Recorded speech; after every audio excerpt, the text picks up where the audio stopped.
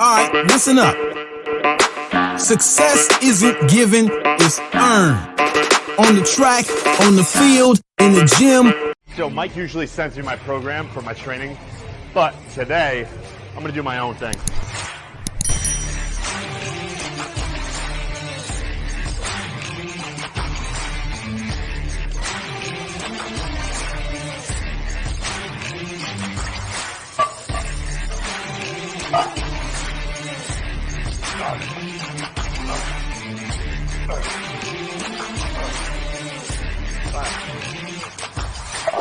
So my philosophy when it comes to training delts, volume, volume, volume, volume, volume, volume game.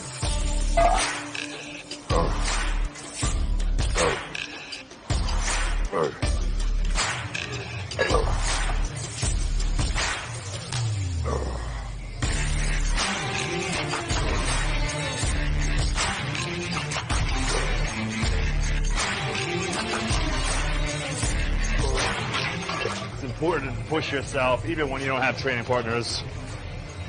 As long as you control the weight, up, down, control it slowly, you'll probably be all right. Next is lateral raises. So you can see this workout is in order of importance. We start with seated military press, next is lateral raises, next we'll move on to a little bit of upright rows.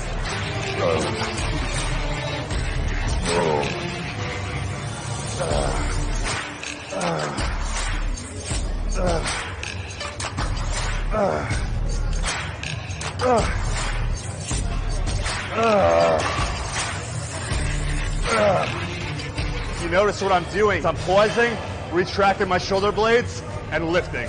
I pause, reset, retract, and then I lift. Many people ask me about capped shoulders. Everyone has a really capped shoulder. What a capped shoulder means is when you just have a really round deltoid that has a deep insertion. So how do you get capped shoulders? I believe there's no other movement that gets you that width in your delt like the lateral raise.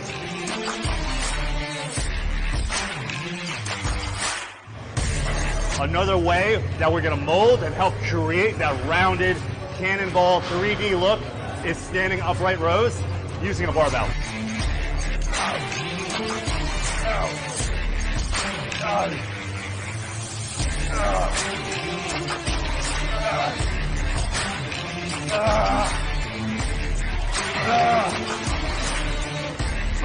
Now, growing up, there was so much conflicting evidence on is the upright row good or is the upright row bad. There were so many articles, studies, he said, she said. Make no mistake about it. Any exercise done incorrectly, you will get hurt from. So don't try to single out this movement. It's very important. Keep your arms a little bit in between shoulder width and just control the weight. Don't let the weight control you.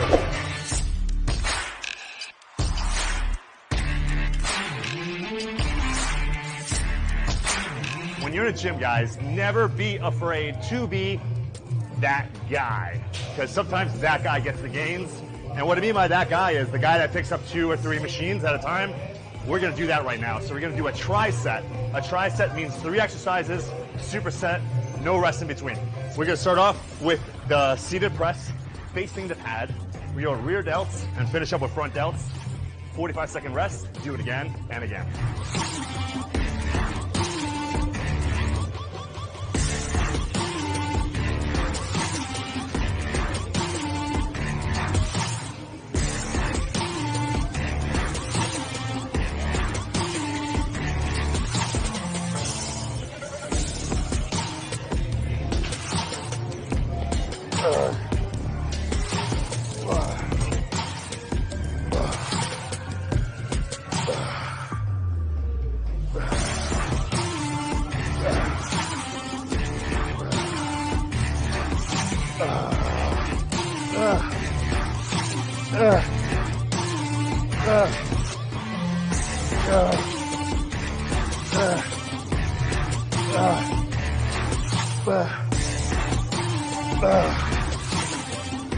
Now, if you can, what I want you to focus on in the front dumbbell raise, when you're going up, I want you to turn your thumb down as if you're pouring a pitcher of water.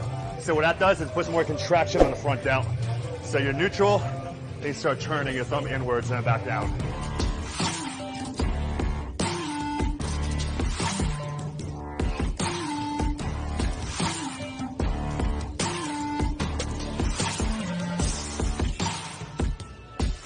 I was talking about being that guy. This is the consequence of being that guy, is that sometimes it's hard to use 3 machines at once.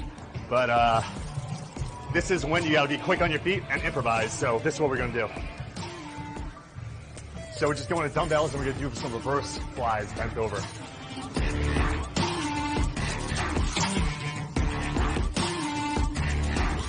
Mike doesn't usually allow me to train traps so often.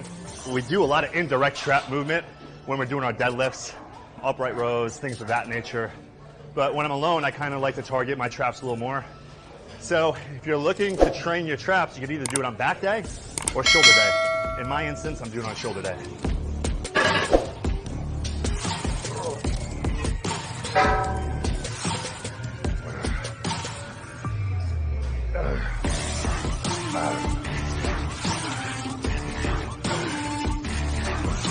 One tip I want you guys to keep in mind is when you're doing this, try to keep your neck neutral. What I mean by keeping your neck neutral is once the weight gets heavy, don't crunch down with your neck. That's how you're gonna get a stiff neck the next morning or injuries. So keep your neck looking forward, no tension in the neck muscles. Try to keep it all in your trap. One more tip I have for you guys. I've been doing this for 14 years, so I learned a few little tricks of the trade. I don't look at my hands anymore as hands, I look at them as hooks. What I mean by that is sometimes we squeeze the bar so much, we use so much of our forearm, our brachialis, our bicep, that very rarely that will hit the target muscle. So in this instance, I'm gonna use my hands as a hook and use a false grip. So no thumb.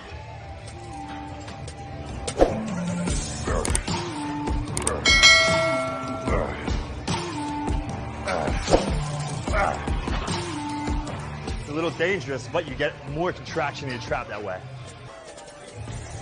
Another reason I love these gyms out here in California, not only do they have the indoor-outdoor vibe, but you got the perfect natural lighting inside of gyms, which is great for posing. As I mentioned before, what I like to do after my workouts, I like to pose sometimes, see and assess my body, see what my weaknesses are, my strengths, what I need to improve on, and this is a good opportunity for me to do so.